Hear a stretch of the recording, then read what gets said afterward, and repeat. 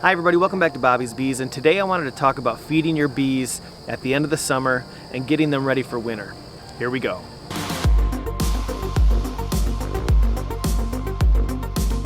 So over the years I've fed my bees lots of different ways. I have the pancake feeders, I've had the entrance feeders. They'll feed your bees, but it's important to not use those feeders at a certain time of year, like during a dearth, because the bees will just rob out your hives.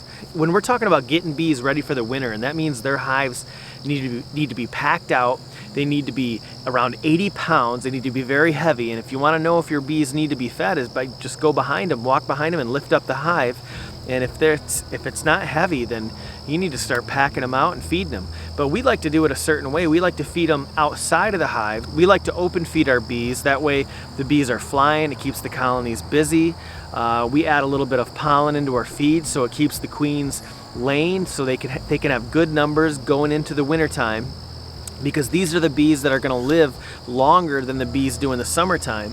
So we want to make sure that our queen keeps laying. We want to make sure that all the worker bees are packing out their hives and they have a lot of food going into the wintertime. There's lots of different things that you can give your bees, and if you want to just keep it simple, you can buy yourself some honeybee healthy. And I'll link all that stuff down below. And that's really good stuff, but it's pretty expensive. You're talking about $100 if you buy all three of those things. And you know, for some people that's not a big deal, but for others, you know, they want to save some money. There's other options. You can do tea tree, wintergreen, and spearmint, and that comes from David from Barnyard Bees. That's probably the easiest recipe, or formula rather, that I've heard. But you can also do 1 teaspoon per gallon of vitamin and mineral powder. Some of these feeders are pretty pricey. And if you just take a 5-gallon bucket and flip it over, and you may have seen this before, but you just take like a very small drill bit, and about 4 inches high, when the bucket's flipped upside down, 4 inches high, you'll see this little ring of all these tiny little separate, isolated, it's almost like baby troughs, almost like troughs for bees. And the bees can land on that, and if you drill a tiny little hole all the way around the bucket, when you flip that bucket over, just like a masonry jar, the vacuum will take effect, and a little bit of syrup will fill up in those little tiny isolated containers. And we usually put about 2 to 3 gallons of sugar water, and when we mix it really thick, we'll add 3/4 of a cup to a cup of pollen for every gallon. So we'll do maybe 2 gallons, and then we'll put in a little bit of fumagillin to fight nosema. If you want to just keep the recipe simple and just do essential oils and do the wintergreen, the spearmint, and the tea tree, we'll put up that formula right up here to show you how you can mix those oils in water with 1 quart of water, and then basically you'll feed a tablespoon per gallon of that. That's the easiest formula that I've heard of. And so there's several different recipes, but really as long as you're feeding your bees some sort of sugar water, you're off to a good start. You don't necessarily need to do all these things, but you know, going into winter, we want to make sure that our bees are in really good shape, and that's why we do this. That's why we come up with these different formulas and recipes for our bees, because just like with the mite load, we want to make sure we're checking the mite load, and if we're finding a few mites when we're doing our mite check, we're going to knock that mite load down, so going into the winter, your numbers are good and your bees are healthy.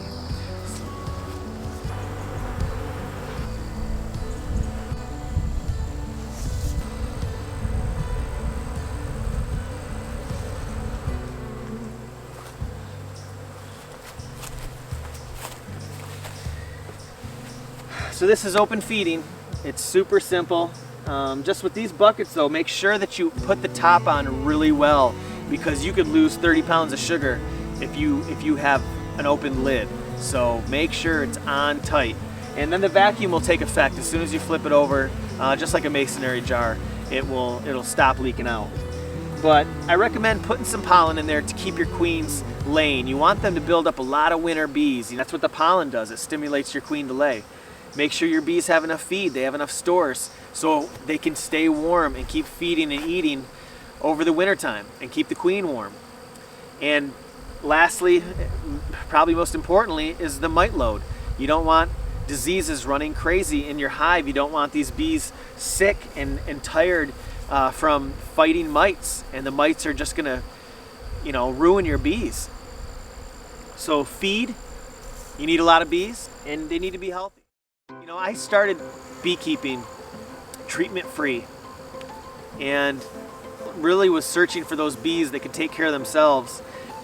Starting out, I guess it was kind of a little bit easier to be an observer, but it took longer for me to really learn because I wasn't as hands-on. I don't mean to take anything away from treatment-free bees, because I know there's treatment-free beekeepers, because I know there's a lot of very seasoned, veteran treatment-free, and they're doing well. Their bees are doing well.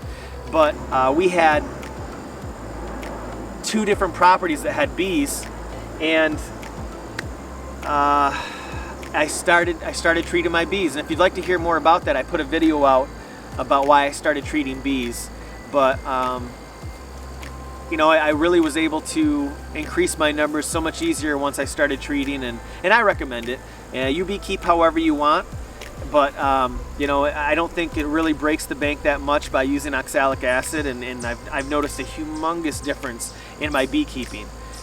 Now I can keep my bees alive, and you can overwinter them. So, but I'm gonna wrap this up because this sun is just blinding me. Thanks for watching. I hope you enjoyed the video, and please share how you feed your bees. If you have any comments below, thank you. I always appreciate anybody who takes the time to comment on a video, and thank you for watching, and we'll see you on the next video.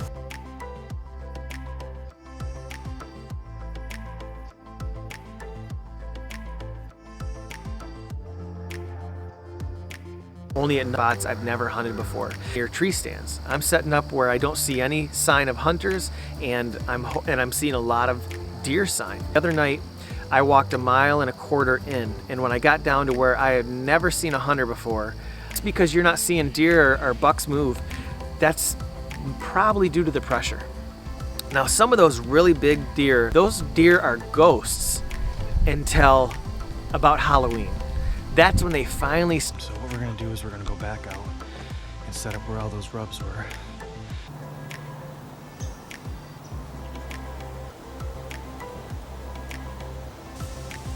So that 4-point came right in, kind of bottleneck together, and they all go down to this bottom of the hill.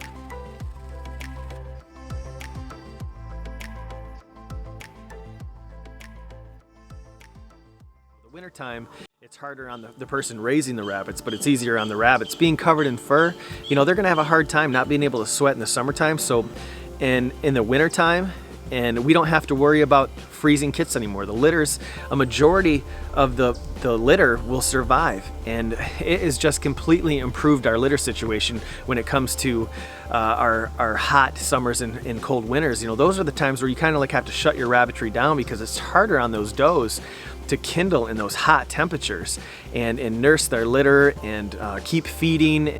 Unless you have some sort of burrowing system like these kindling totes, you really have to shut down your rabbitry in the coldest time and in the hottest time.